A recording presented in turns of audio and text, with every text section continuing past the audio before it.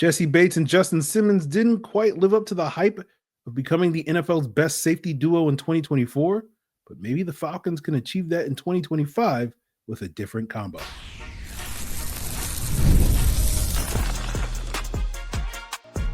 You are Locked On Falcons, your daily Atlanta Falcons podcast.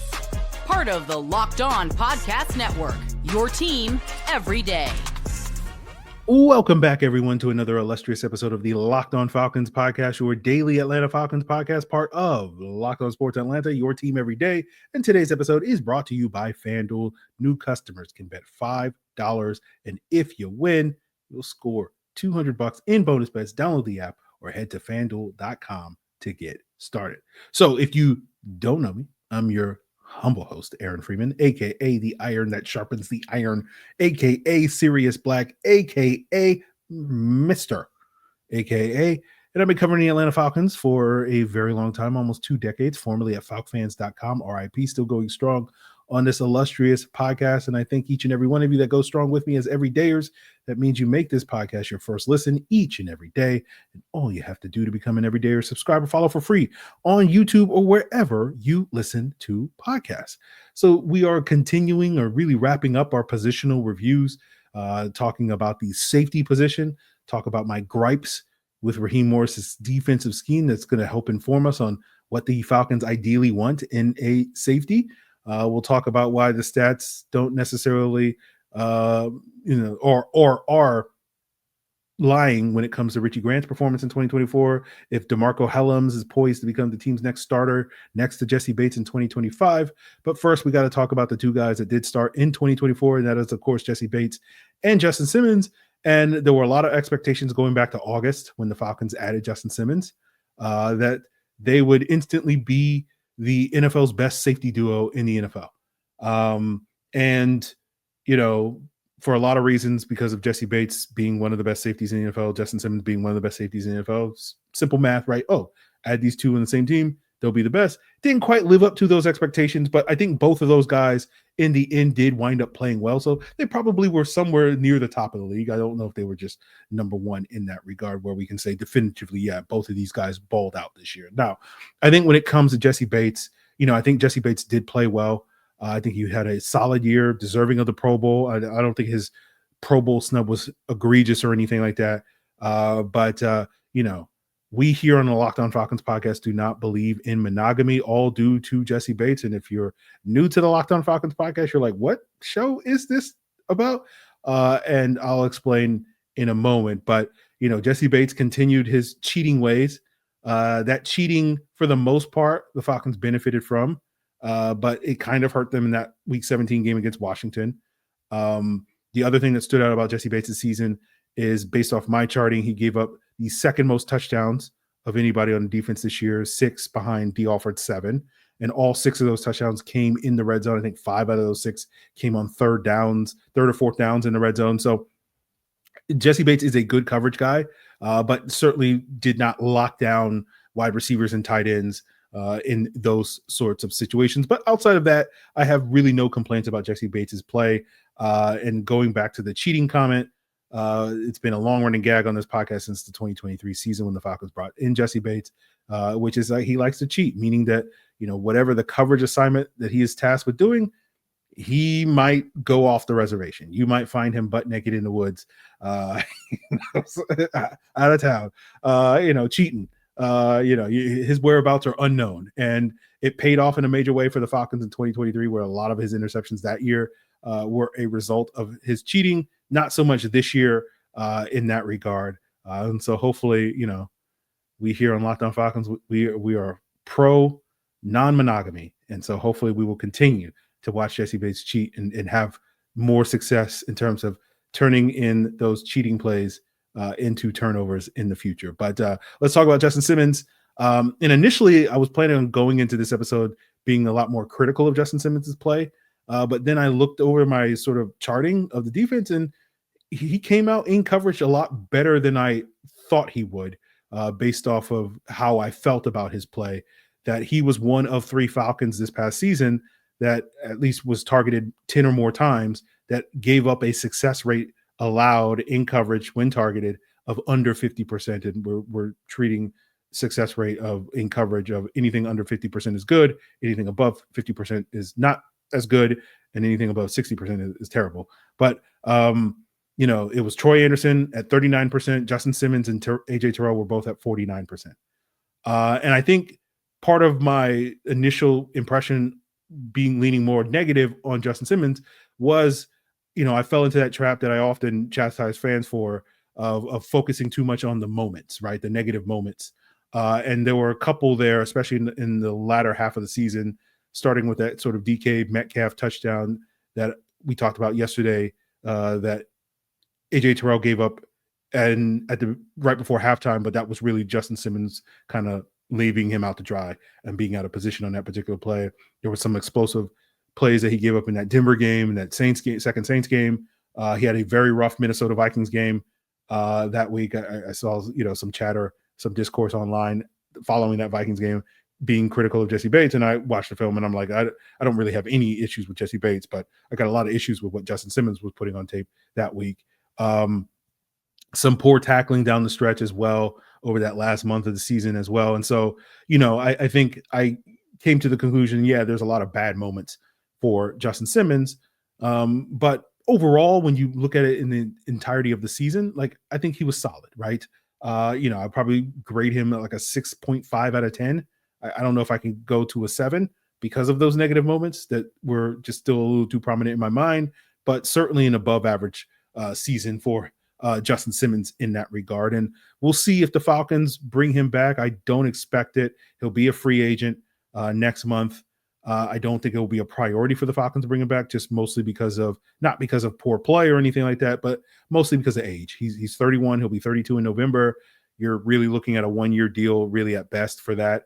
And it's a similar conversation that we had yesterday when breaking down the cornerback room, where you're hoping this offseason that you can find more of a long-term running mate to AJ Terrell at that outside cornerback spot this offseason. And I think that should be the goal this offseason at the safety position with Jessie Bates, right? Jessie Bates is signed through the 2026 season. I think we'll probably have a conversation at some point in the next year or so about maybe extending Jessie Bates beyond that season. But, so he may wind up playing longer than beyond the 2026 season. But, I think at least for the time that Jessie Bates is going to be here for the next 2 years, you don't want to necessarily be playing this musical chairs number that you've been playing the last couple of years and having that revolving door of a different safety every year. And so you want to kind of go out there, and whether it's free agency or the draft, you want to add somebody this offseason that you can feel pretty confident that guy's going to be the starter next to Jessie Bates for the next 2 seasons at minimum, and hopefully more than that into the future. So, we'll see if the Falcons prioritize that. They have another free agent impending in Richie Grant. But if we're talking about Justin Simmons not particularly being the answer as that starting safety next to Jessie Bates in 2025, does that open the door for someone like DeMarcco Hellams, who I think hindsight tells us was supposed to start for the Falcons in 2024 at safety? And we'll break that down as we continue today's Locked On Falcons. The show is sponsored by Betterhelp. And what do you want your 2025 story to be? And every January it presents a new chapter with 365 blank pages waiting for you to fill. And if there's a part of your life that you want to rewrite, or a plot twist that you're craving to make, why wait? Life isn't about fleeting resolutions. It's all about taking control and becoming the author of your own story. And you can think of therapy as your personal editor, helping you craft the life that you deserve. It's not just for crisis situations. Therapy can help you develop healthier coping strategies, improve your relationships, and empower you to be the best version of yourself. Therapy has benefited me with some of those coping strategies, like you can only control what you can control, which I use every single Sunday when I watch the Atlanta Falcons. And so whether you're facing similar challenges of dealing with the Falcons and their struggles, or other challenges that are probably a little bit more serious than the Falcons, or you're just looking for personal growth, therapy is a powerful tool to help you guide you on your journey. So write your story with BetterHelp by visiting betterhelp.com/lockedon today, and you'll get 10% off your first month. That's BetterHelp, HELP.com/lockedon.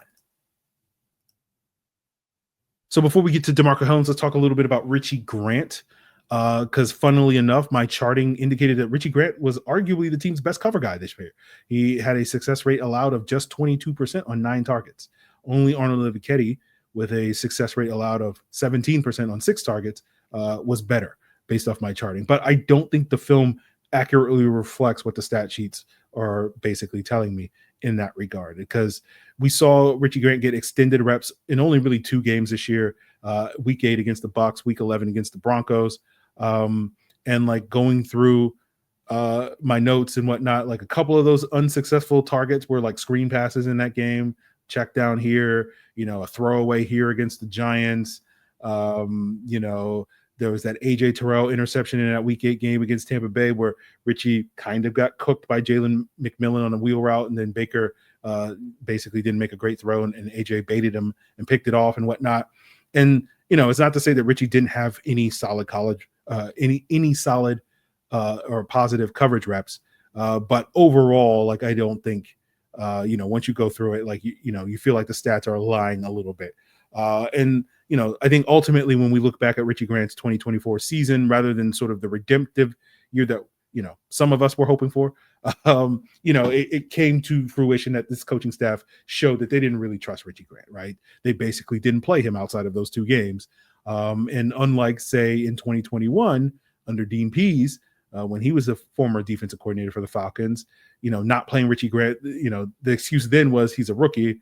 You didn't have that excuse this offseason. And so them not playing Richie Grant for basically 13 out of 17 games outside of a handful of snaps at most, kind of told you that this coaching staff had no desire to see Richie Grant being anything more than a special teams guy.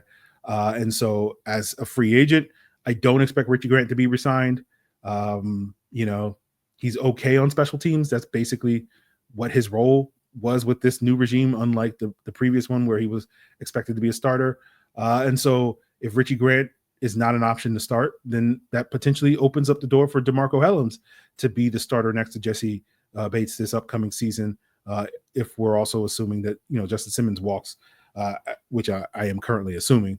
And I think hindsight kind of tells us that the plan all along was for DeMarcco Hellams to be the starter last year, because you look at the fact that once he went down with that, what wound up being a season-ending ankle injury in that first preseason game, that's what prompted the Falcons to sign Justin Simmons. And, up to that point, we had speculated about, a meaningful competition between Richie Grant and DeMarcco Hellams in training camp. And, it wasn't really conclusive up to that point. But sort of looking back in hindsight and seeing the lack of faith that the team had in Grant over the next couple of months, kind of told you that seemingly Hellams was supposed to be the starter, and then his injury kind of derailed those plans.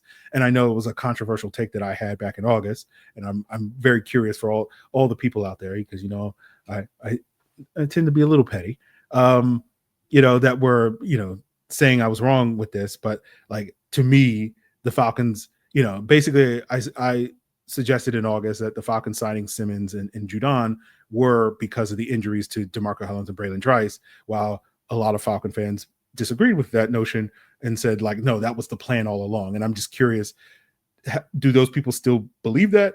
And are they still pushing the let Terry cook mantra that they were pushing back in the middle of August and late August and whatnot? So, some of these things don't age particularly well. So the question with DeMarcco Hellams is, after missing the season with an undisclosed ankle injury, is he ready to get back on that horse and become the team starting safety next to Jessie Bates in 2025? I tend to be a little skeptical of that, partially because we'll talk later about what this defensive scheme is asking the safeties to do. And I don't think Hellams really fits that skill set in the ways that I think the Falcons want. I think Hellams is more of a third safety in that regard, in terms of what you want. I think as a sort of dime safety that can come down and be more that extra linebacker or run thumper or in the box near the line of scrimmage. I feel like that's really what Hellams does best, not necessarily do all the things that we'll talk about later the safety position is being asked to do in this defensive scheme. So, we should be able to find a better starting safety this offseason. Terry and me, the royal we, than Hellams this offseason. I think, to me, the way I feel about it is like, if DeMarcco Hellams is starting safety week 1, it's most likely due to the Falcons not having a better option than necessarily DeMarcco Hellams being a good option. I think he's functional in that role, but I'm not necessarily being like, yeah, let's roll it with DeMarcco Hellams. Like, to me, that would be no different than 2 years ago when the Falcons are like, let's roll with Jalen Hawkins or Michael Walker at linebacker, Jalen Hawkins at safety. And it's like, yeah, they're starting because you don't have better options, not because they're good options. And so that's kind of how I feel about DeMarcco Hellams. But we'll see what's what with DeMarcco Hellams. The other safety currently on the roster is Micah Abernathy. He is an impending exclusive rights free agent, coming off an injury-shortened season where he hurt his knee. We didn't get any specifics on that, but let's just assume it's an ACL tear or whatever in week 6. And I think Micah Abernathy is a good special teams player that I think is worth re-signing. It should be, veteran minimum deal as an exclusive rights free agent, assuming that he doesn't have any lingering knee issues. And we know that special teams matters. And so I think he's perfectly suited to come into camp and compete for a special teams role. He's been able to make the team the last 2 years, primarily because of that special teams value. And so, I feel like him along with Kadero Hodge are, two of the more proven special teams performers on this defense or on this team. And so, again, special teams matters, man. Like, you got to build it in order to have a good special teams unit. You got to add good players. And I think Micah Abernathy is one of those. So hopefully he'll be back, but we'll see on that front. Let's talk about the path forward to safety, right? If Justin Simmons, Richie Grant, and DeMarcco Hellams aren't the ideal options to play next to Jessie Bates, who is? And that will begin with a conversation on what my issues are with the Raheem Morris scheme. And I think that's going to make it challenging for the Falcons to find that proper running mate for Jessie Bates. And we'll get into that as we wrap up today's Locked On Falcons. So Super Bowl 59 is here, and you got one game, two teams, and endless possibilities, and there's no better way to take advantage of those possibilities and make this game more exciting than with FanDuel Sportsbook. Whether it's predicting that first touchdown, calling the MVP, or even betting on the coin toss, you can also bet on the opening kickoff, right? If you think it's going to go to the house, you can win a lot of money with that. You think it's going to be a fair catch, you can win some money with that. So FanDuel is going to make it easy for you to get on the action, whatever you want to bet, with live betting all game long. These bets are going to be great. All you got to do is check out the app. It's going to be a lot of fun all day. So download the app, head on over to FanDuel.com, right? And of course, now you can place a $5 bet and potentially win $200 in bonus bets for the Super Bowl. That's just icing on the cake. So bet $5, and if you win, you'll score $200 in bonus bets only at FanDuel.com. Bet with FanDuel, an official partner of Super Bowl 59. And of course, Super Bowl 59 is right around the corner, and there's no better way to even make it more exciting than with PrizePicks, the best place for daily fantasy sports. With over 10 million members and billions in winnings, PrizePicks is going to make it fun and simple to get in on the action. Here's how it works. You pick more or less on at least two player stat projections, and if you're right, you can win up to 1,000 times your cash, and PrizePicks is even giving you a free pick. So you really only got to make one correct pick, all right? Because that free pick is easy money. Patrick Mahomes only needs to throw for 1 yard in order for you to win. Pair that with another correct pick, and you're good to go. And as I've been informing you guys all week long, I've already put in my second pick, which is Saquon Barkley, more 0.5 touchdowns. As long as Saquon gets in the end zone, you've won money, right? It's that easy. And the beautiful thing about PrizePicks is just you versus the projection. So literally every American person can bet that same pick and we'll all win money. That's the beauty of it. So download the app today, take advantage of this, golden opportunity, and use code LOCKEDONNFL, and you'll get $50 instantly after you play your first $5 lineup. Again, use code LOCKEDONNFL, and you'll get $50 instantly after you play your first $5. PrizePicks, run your game.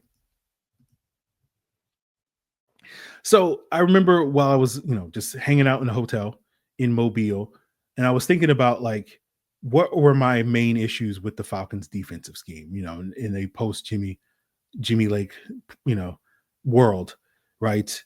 Even though the Falcons scheme issues were Raheem Morris, right? I feel like that's more of a narrative of oh, Jimmy Lake's the problem. And when reality was the Falcons were doing pretty much all the same things that the Rams were doing. I wouldn't say it's identical, right? They're not identical twin defenses, the 2023 Rams and the 2024 Falcons, but they're like fraternal twins in what they were doing. So it's a Raheem Morris issue, not a Jimmy Lake issue. But while I was sitting there in the hotel, I feel like I came up with 5 issues in the scheme, but only today I can only remember 4 of those. So there may be a later date where I'm like, Eureka. this was the fifth issue I had, but we'll talk about the four I had. And one of them has a lot to do with the safeties, and that's why we're talking about it. So we'll get there. But the number one issue was how much off zone that the Falcons played this year versus the press man that I personally would prefer. But I think because of the Falcons playing so much off man or off zone, it contributed greatly to the team giving up the highest completion rate in the NFL. And it's just part of how they sort of play defensively, philosophically. Like, it's the idea of like, we'll be willing to concede 6 yards so that you don't go and take 60 yards, right? To prevent those explosive plays. I'm not a particularly fan of that style. I think that style has proven more often than not to not be effective, basically since Brandon Staley took the league by storm with the 2020 Rams defense. More often than not, that has led to below average defenses, in my humble opinion. And so I don't really like that style of defense. But the number two issue I had is that if you are going to play that style, I do think you have to kind of offset that by being a lot more aggressive on early downs when it comes to dialing up pressure and blitzes and whatnot, rather than just sitting back and being passive, right? Which is what the Falcons were doing. And I felt like in both of these instances, whether it was playing more man coverage or, being a little bit more aggressive with some of the blitzes that they were dealing with early downs, the Falcons did start doing more of that starting, I think, in week 6 against the Panthers. And thereafter, after that point, I remember writing an article for the Falcoholic after the week 5 game, talking about a lot of these issues. And then, magically the Falcons changed. And, for those of you that you think I'm arrogant, it's stuff like that, where it's just like, so many things happened last year that makes me think that, people in that building are everydayers of this podcast. Cause I would like say a thing on the podcast or write a thing over at the Falcoholic. And then it would change, the Falcons would do it the way that I said they should do it. And it's like, anyway, but I do think the Falcons did start playing more man coverage in week 6. They played more press coverage after the bye week. They started being a lot more aggressive, especially blitzing on first down after week 5 as well. I think I'd have to double check to confirm, but I also think that they were more aggressive blitzing on second downs, particularly after the bye. So those two issues that I had with the scheme, I'm not going to say went away, but became less issues, starting in week 6 over the last, 11, 12 games than they were in the first 5 games. So those issues aren't necessarily ones that I'm like, oh no, like, again, hopefully we don't get a regression with the Falcons doing that stuff. But I feel like they figured that out, that they should stop doing that stuff. The third issue I had with the scheme was their tendency to not match personnel. And what that means is when offenses typically play with 3 wide receivers, teams will typically deploy their nickel defense with 5 DBs. When offenses play with a fullback or, a second tight end, defense will typically play base defense with only 4 DBs. And I felt like too often in 2024, especially when opposing offenses went to their 12 personnel, their 2 tight end looks, the Falcons would play nickel against that.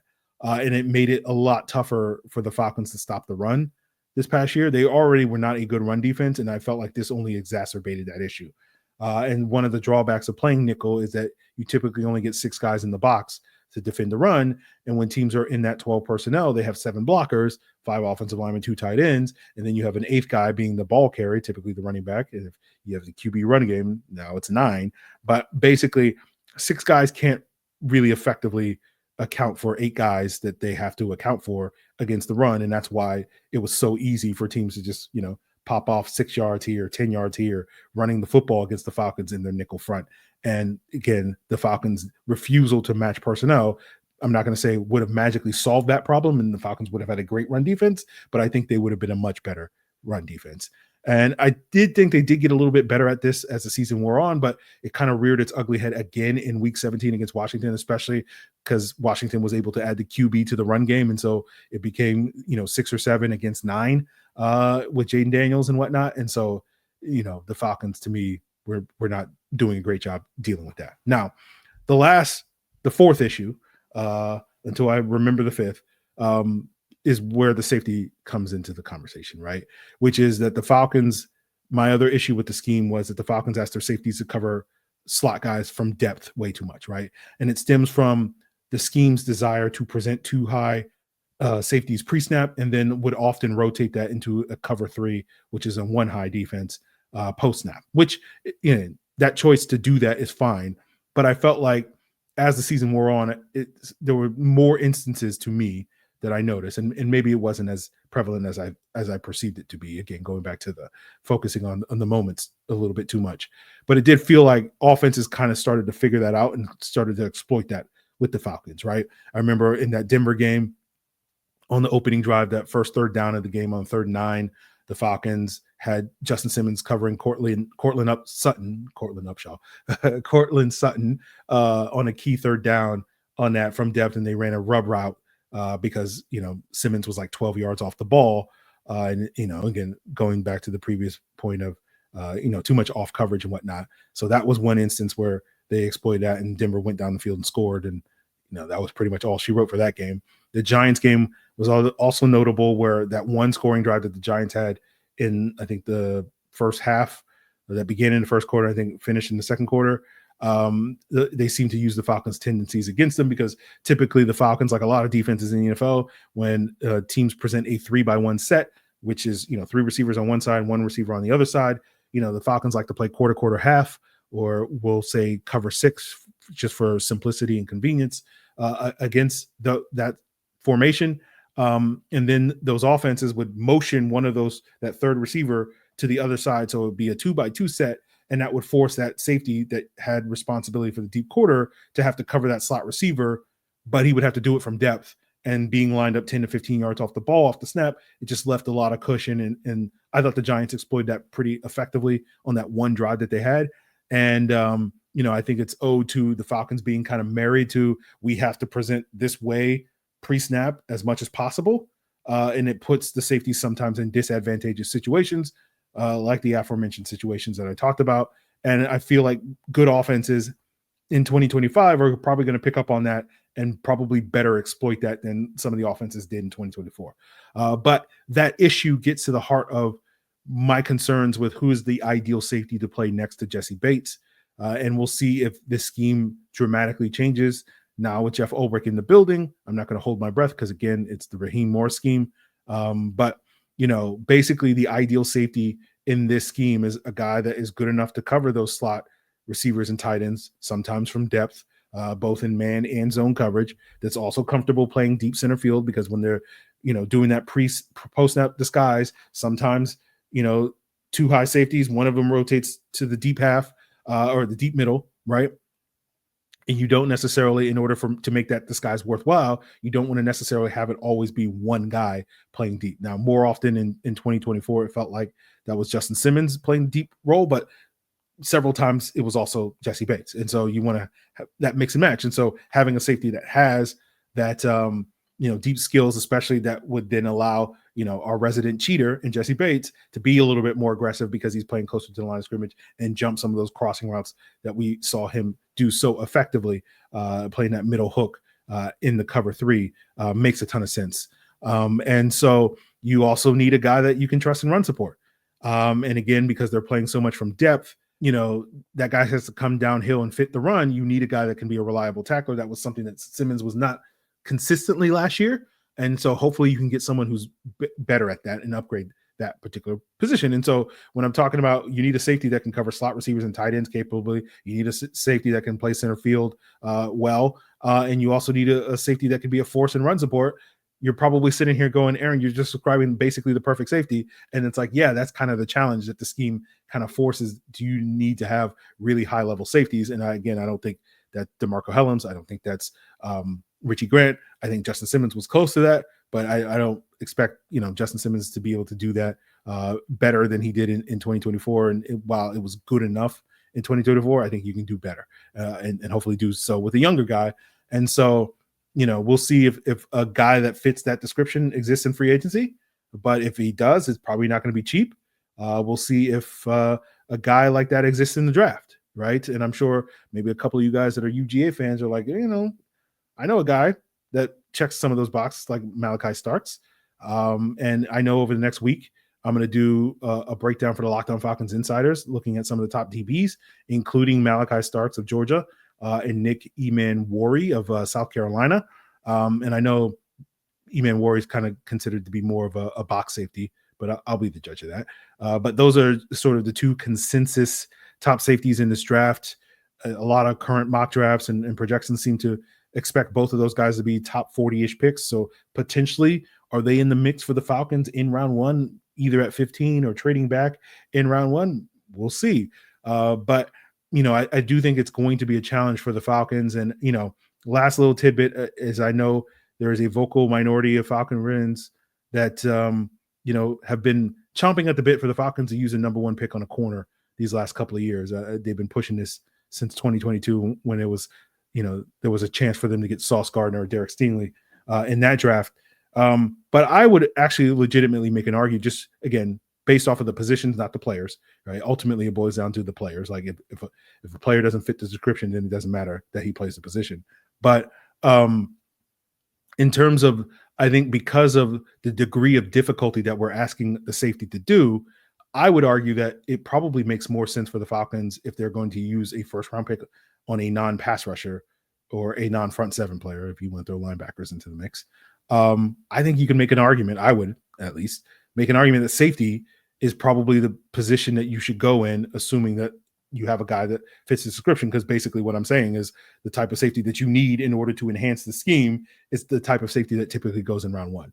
And I think the type of corner that you need, that guy does also go in round one, but I think it's at least a little bit more plausible that you can potentially wait on that guy and still get someone that checks most of the boxes that you're looking for at corner in round two. But those are my thoughts on the safety position. We won't be doing a full detailed breakdown of the special teams. I know, so disappointing because it matters so much. I'm sure we will have a conversation at some point in the next couple of weeks about Younghoe Koo and what his future is in Atlanta, but that will be probably coming later this month rather than devoting a whole episode. So we are done with our positional reviews. Super Bowl 59 is here. Make sure you check out all the great content covering that game. Locked On Eagles, Locked On Chiefs, Locked On NFL, 2 shows daily covering that game. Our plan for Monday is we'll do our first mock draft Monday of the offseason, right? We'll have 11 Mondays and we'll look at a mock draft from, the last couple of days prior to that Monday and talk about a prospect. And, I'm sure at some point, one of those prospects might be Malachi Starks or somebody along those lines. So plenty of draft related content coming your way. I also want to do a Q&A next week. We haven't done a Q&A in a long time. I don't think we've done a Q&A since like May.